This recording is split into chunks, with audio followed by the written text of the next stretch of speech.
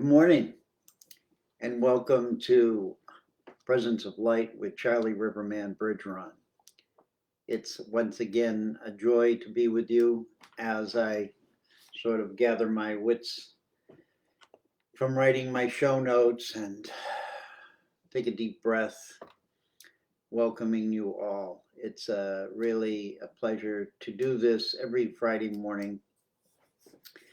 And as I say many times, I never know when I wake up what's going to come through. And that's been a joy for me to not belabor what I'm feeling, but just to be honest within myself. And I encourage everybody to do that is when you wake up in the morning, ask yourself, what is the day presenting me? So for me, it's what I'm doing today. But what is the message of the day for me? What am I to look at? What am I to embrace? And the title today, I always ask for a theme or a title, was embracing our future self.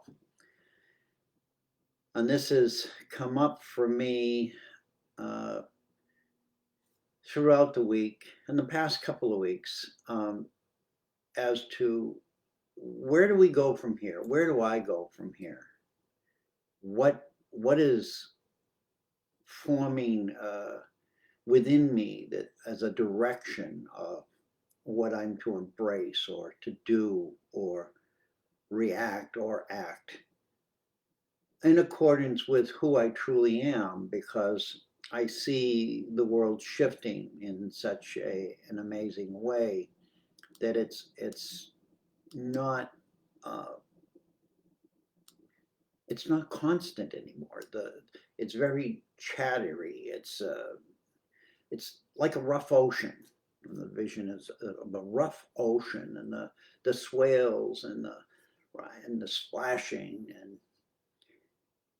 and I know there's going to be clear sailing in the future, but we have to get through this rough period of time.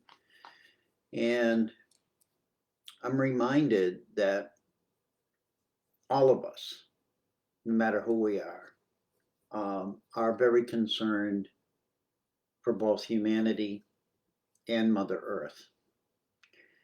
And both humanity and Mother Earth are presenting some extreme challenges for us. And so, do we live in a mode of daily survival, or do we come together with our children and our grandchildren and the future generations to find solutions that are beneficial for all of us, all living beings, whether it be human, animal, plant, insect, and know that all of this is part of a divine masterpiece, a creation that is not ours. It's not a human creation. These bodies are not a human creation. Yes, we create them through our human bodies, but the whole design of life was not a human thought from the very beginning. And that's what we've lost track of because of our brains and the way we think and the way we've taught each other to think and how we've learned disrespect and how we've learned that the power of our brain is so powerful, but it's only an image of what is the true creation process. It's a secondary creation process, that the original creation process created the planet long before humans came, not long before humans appeared, shall I say, on the planet. So this is where we are in this process right now. And so do we live the question came, do we live in a mode of daily survival, which many of us, I think, are feeling right now. It's almost it's a question of what do I have to do today to survive, to get through the day? And when we look at the world, that's our world of information, daily information, this big, I feel it's a big push that everybody's pushing something on me. And I'm sure you probably feel the same thing and may not be aware of it, but it's almost forcing us to react to something, to react to illness, to react to governments, to react to economics, to react to react to react to. So in many ways, I don't like the term puppets, but we've almost become puppets where we're being manipulated, where we're being directed to focus here, focus there. And do we have a choice? I don't normally watch television. I don't turn into the news other than to the highlights of what's going on in the world, because the stories that go with those headlines are very disturbing to my energetic field. And I've chosen not to tune into them. I can get the gist out of the first few words. I can understand the story, so I look for the highlights of the story, the outline, and I say thank you for that information. But all of the stuff in between that's woven into the speaking of the news and the way that news is presented to us, I find it very manipulating. And I find it very, at this point, I'm getting sort of aggravated. It creates an aggravation because a lot of it is not the truth. It's a he said, she said, blah, blah, blah. They're making it a soap opera. They're making a soap opera out of life. And they're expecting me to dumb myself down to not see what they're doing. And I know many of you who are part of Humanity Healing and other groups and listen to me, I feel this. We're feeling this. And what I may not even get to my show notes this morning, but as we tap into that field of energy, what does that do to us? What do you feel in your body when you listen to that?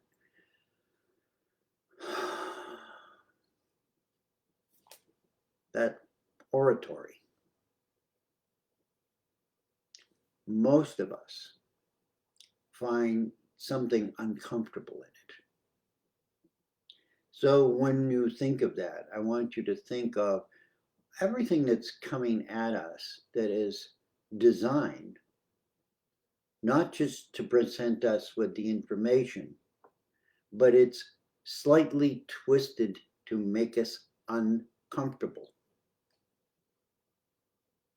It's designed to stir up an emotional response. When we are in emotional response, we are no longer in control of who we truly are. We are in a state of reaction. And we're being disrespected. That's one of the words that came up this morning. And do we continue to live in a mode of daily survival or come together, back together, and see these acts of disrespect for what they really are? Propaganda is a weapon. If you look throughout the history of news and stories and wars and everything, there has always been an agenda of propaganda. So we know that this has existed for thousands of years, even when people probably were drumming and sending signals by drums. They were drumming propaganda to frighten the tribe across the valley, or, I'm just surmising that. But when we look at the world as Mother Earth, we have to look with honesty and realize that our lifestyle has destroyed some of the most precious parts of Mother Earth. And if we think of Mother Earth as a living being, as we are, we have really created damage beyond our knowing and beyond our desires because we were led to do so. Most of us don't want to go out and do things to harm others. That's not who we are. And I think originally nobody wanted to destroy and harm Mother Earth. Yet over time, we've developed lifestyles which have become like a pandemic and to Mother Earth. And that pandemic isn't about disease, but it is a disease. It's the disease of disrespect. Think about that. Can disrespect be a disease? And that's, what as I wrote this morning and I allowed the information to just flow me and carry me and direct me, the words came through. Disrespect is a disease that takes more lives than the present pandemic, yet is not addressed.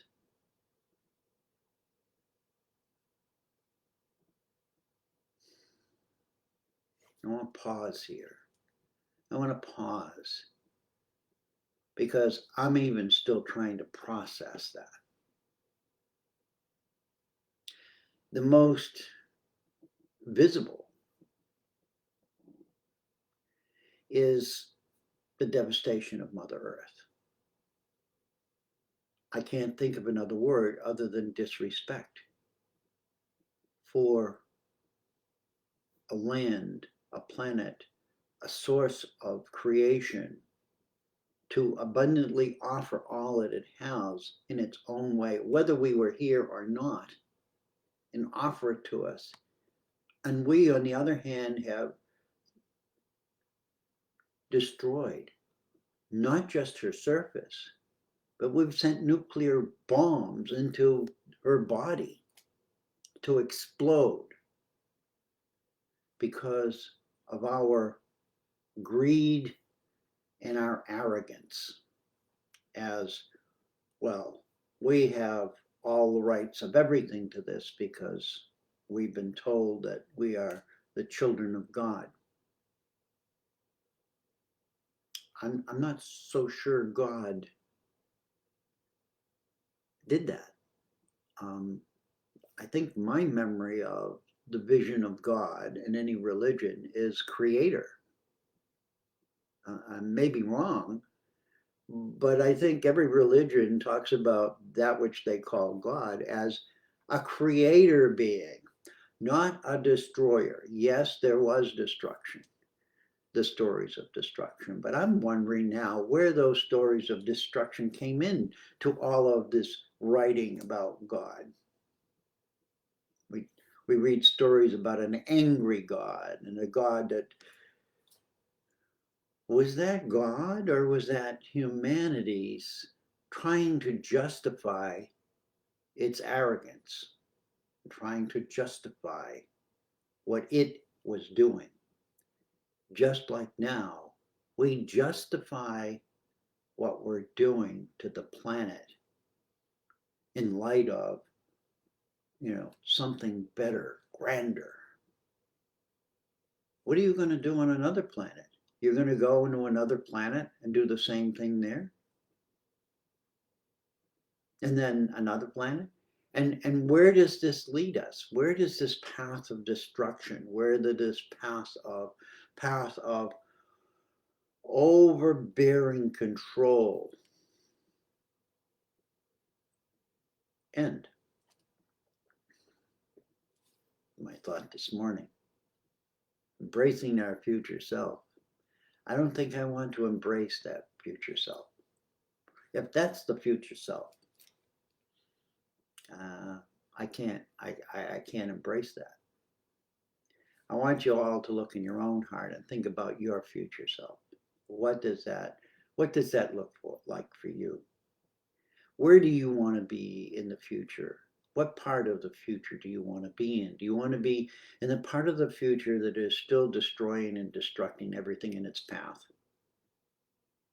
Like the fires, like the tornadoes, like the tsunamis, just this massive wave of energy that just keeps moving forward and devouring everything in its path.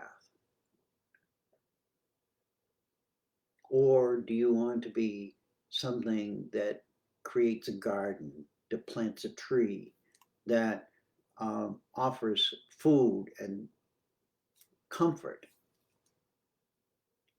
not only to others, because what we do to others, we do to ourselves. And if we start to learn that, the reason why I don't feel good is because I'm not treating other people in the best way. What I do to others, I do to myself. How I feel about others is how I feel about myself. We are all mirrors of each other. And there are many times, believe me, where I get hit straight square in the face of, wow, what if somebody did that to you, Charlie? What would you think then about what you just did? So we're being asked in embracing our future self to look at what we're doing, to look at how we're feeling, to tap into ourselves at a deeper level, one with an open heart, knowing that our heart is the key. And to let go of the storyline of humanity, let go of the storyline of what we've been taught, and realize that what we've been taught has brought us to this situation.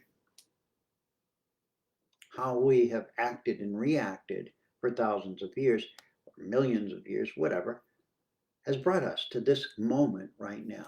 And it is a depression. And the word depression came up to me. And I was, thinking about that because I've been diagnosed as having depression. And this is what the doctors are telling me. I've had COVID, I have brain fog, I have all kinds of these things going on.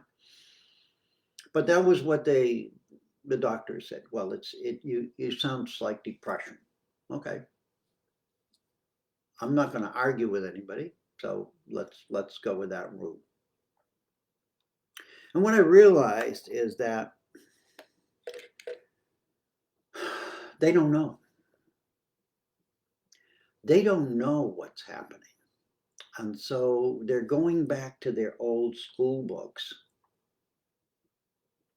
and putting words that seem like, sound like, feel like, and mean like what we are explaining to them.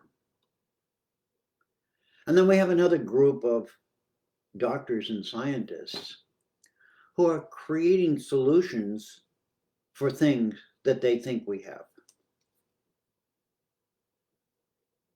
and making billions of dollars. And those companies and beings are sending that money to the governments, lobbyists, to get their things passed, to get their favors done. And so we live in this system now that is totally engaged in emotional distress and depression. And there's billions and billions of dollars flying around while people are starving. I'm sure those people are truly depressed. Our depression, as they describe it, is momentary. Not saying that many of us do have deep depression. But if you watch the TV, how can you not get depressed? If you listen to the news, how can you not get depressed? If you go to seek help and they tell you that there's no hope, that you just have to take this medicine, what is your chance of recognizing a future self?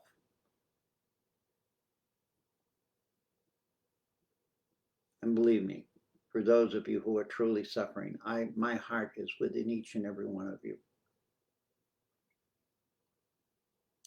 All of this led me to thinking about poverty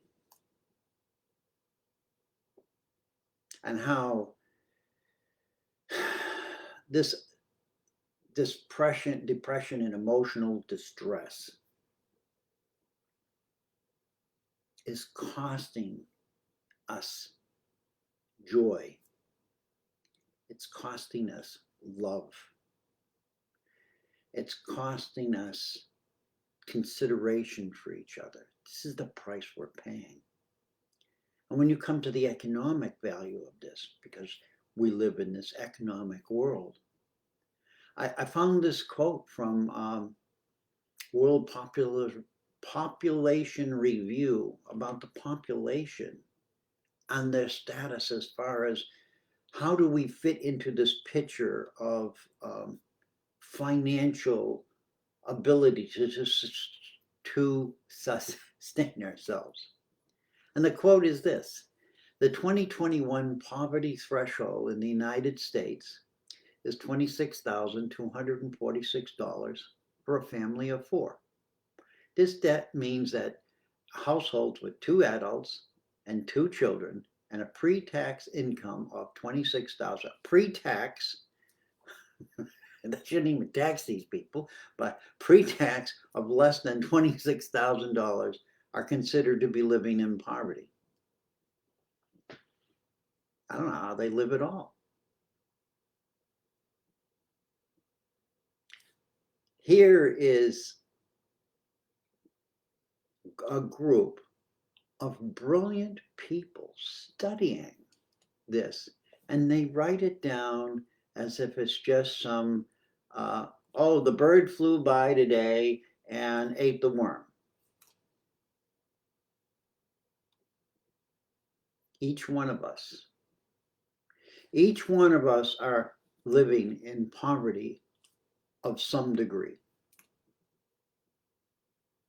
whether it be emotional poverty, financial poverty, psychological poverty. This is what is not the design of Creator. This is the design of the human mind gone berserk.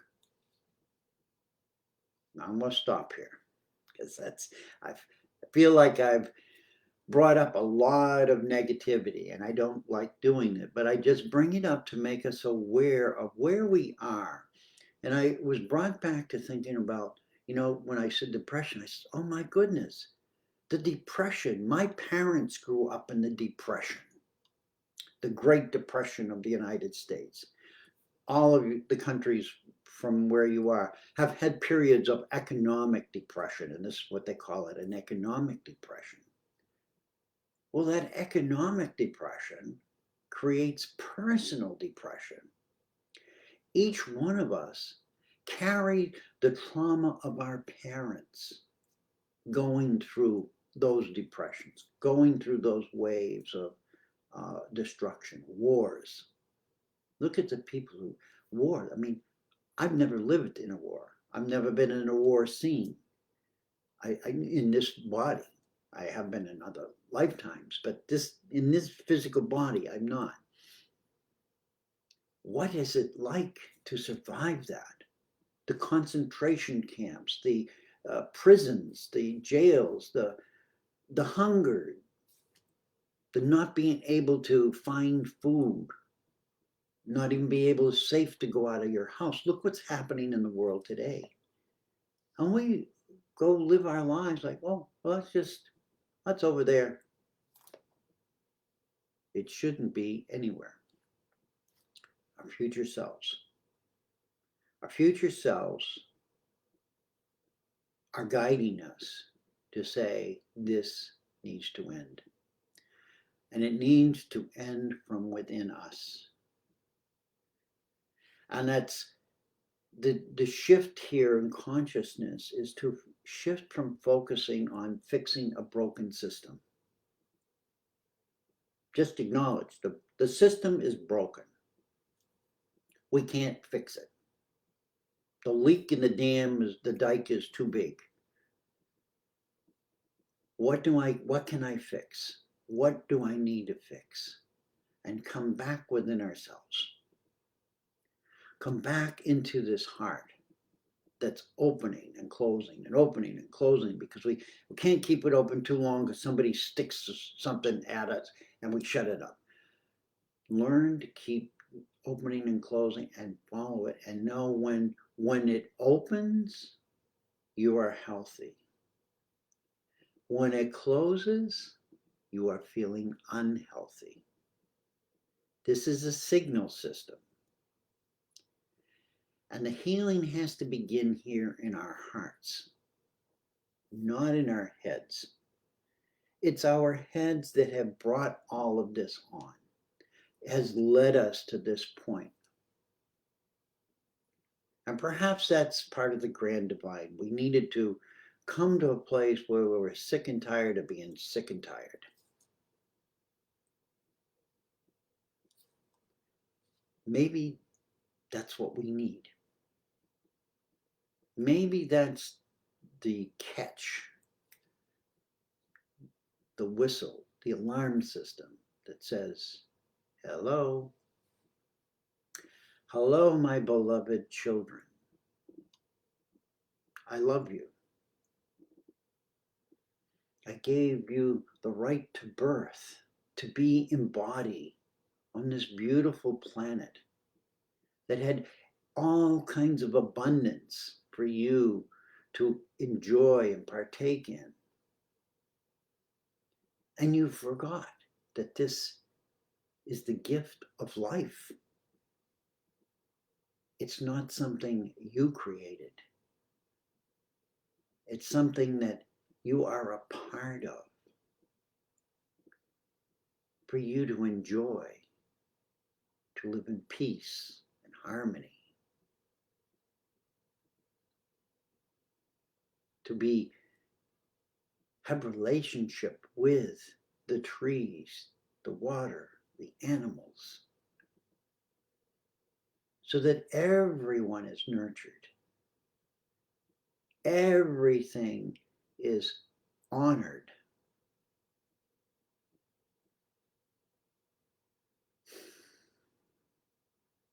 That's my future self. When I embrace my future self, I've come back to those principles through which I was born. And the trauma steps aside. The greed, the power parts the way. The waters separate and we can move through.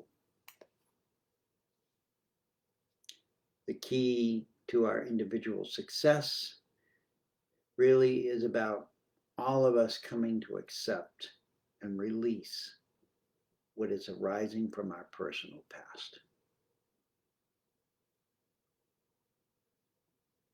We don't need to get angry or live in a world of depression. We've been there, We've done that. I don't want to continue on that path. And I don't think any of you who are listening to me this morning want to continue on that path anyway. And you are already aware, and you're probably already leaving that path. And it doesn't matter where you are on the old path, you can switch to the new path. It's like the train, and you switch tracks. The Rainbow Bridge is fully connected now. The umbilical cord from the heavens to Mother Earth is fully connected now. We have direct connection to divine design. Whether you want to believe that or not is your choice. But when you start to recognize it and look at it, and you can't have a word, you don't know what's happening, the synchronicity or whatever's going on in you doesn't make sense. This is you connecting through your DNA, through the DNA that is now coming alive and online because of those connections to divine design, what I will call divine design. We're plugged in again. The question is, can we switch the track? Can we see that this is where we switch the track and become our future self?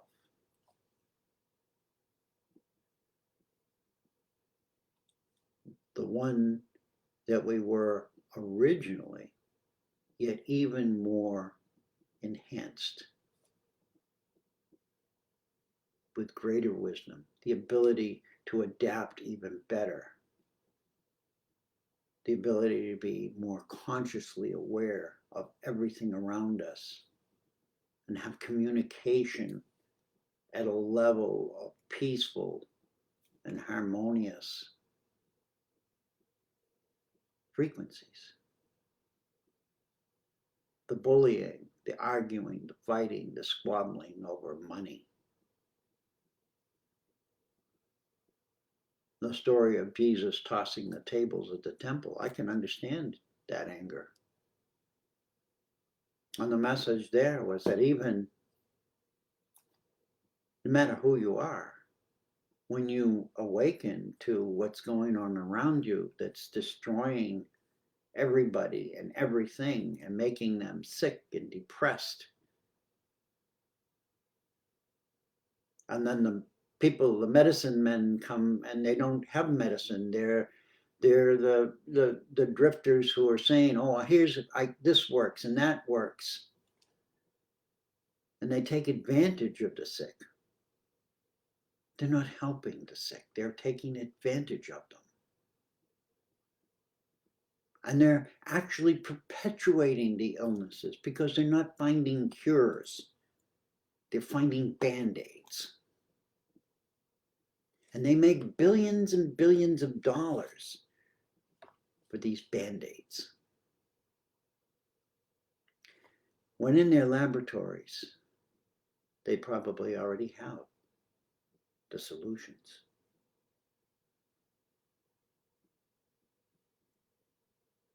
But they're not sharing them. We have the solutions to our power problems. They're not releasing them. They're going to still try to use fossil fuels because this is the way it's always been.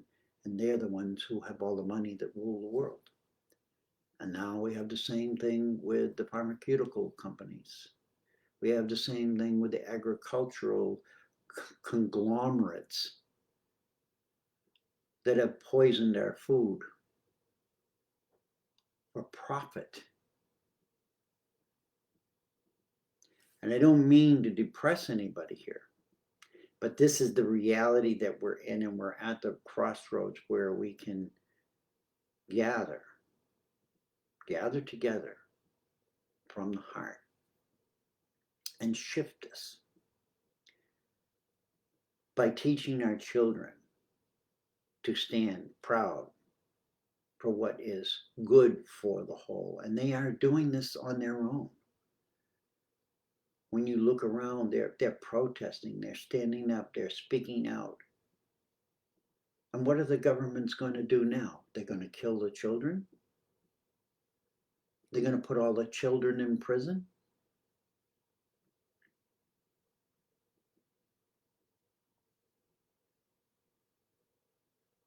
Come back to your heart.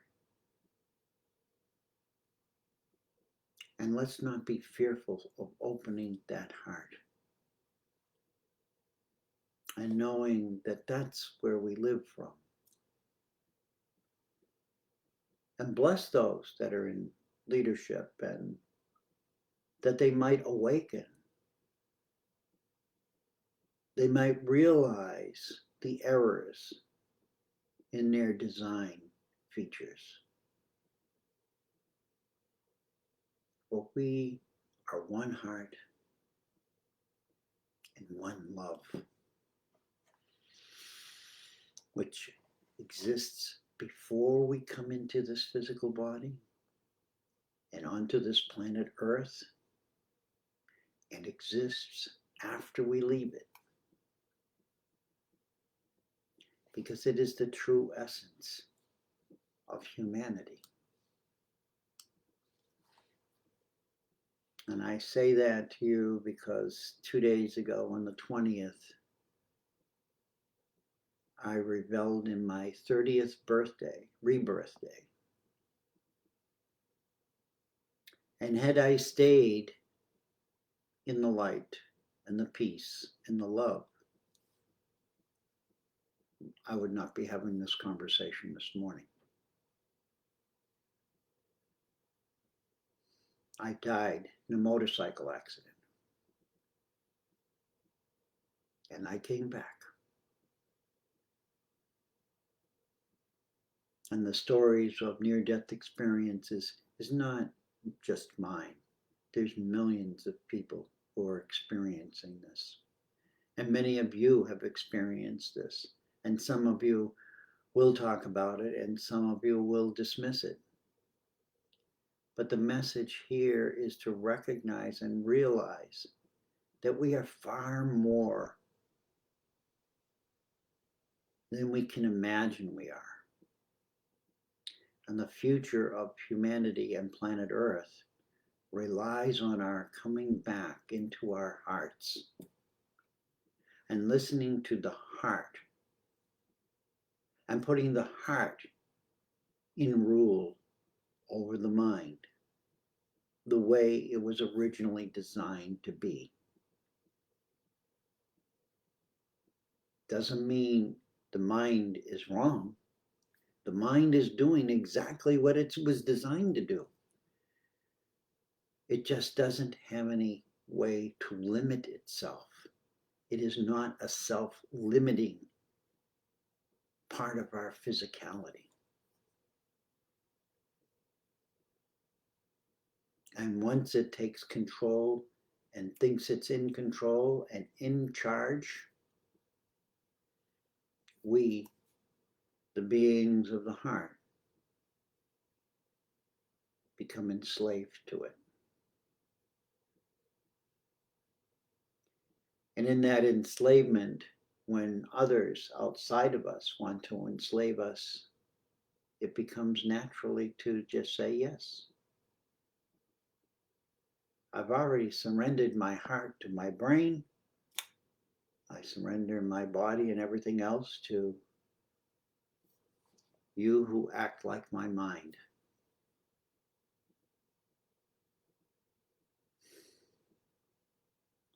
Think about the words. Think about this today, what I've said. I love you all. And my only message is to try to get people to think differently. Come back into the power of the wisdom that they carry in their hearts. and let it rise to the brain. And that's where the healing is. The healing isn't in a medicine. The healing comes from a medicine because our bodies are imbalanced and it needs certain nutrients and things that we're not getting because our food has been depleted, our lifestyles have been depleted. We're overworked, we're underpaid. This is not new. It's not changed. It's not changed in thousands of years. We're enslaved to a society. Not that there shouldn't be rules and regulations.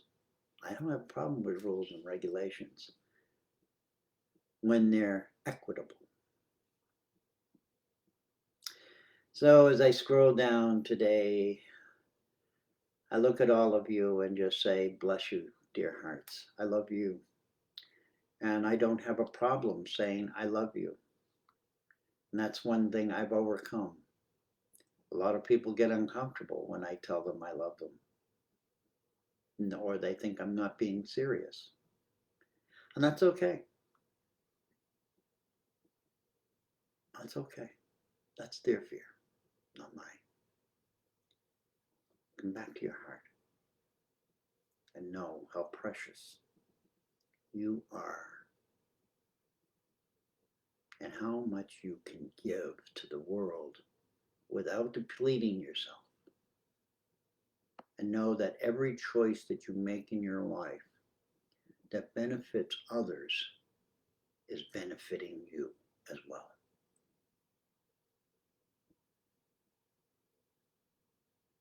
The more we give, the more we receive. The more we receive, the more we have to give. The laws of reciprocity. These waving hands send you light and love. This is what I do during the kirtan at night. I'm just gathering the light and love in the world and the air and the atmosphere from the heavens and allowing the energy to flow. Become that fluid again because you were. You were that fluid in your mother's womb, and you can be that fluid in this physical body now. I love you, I thank you, I respect you. I am you, you are me. One heart, one love. May your week be filled with synchronicity. May your week be filled with love and joy. May your week be filled with light and grace. Because that's who you are. I will see you again next Friday. I want to thank you for bearing with me today. We never know what's going to come through, so it's all an adventure, and we're all on it.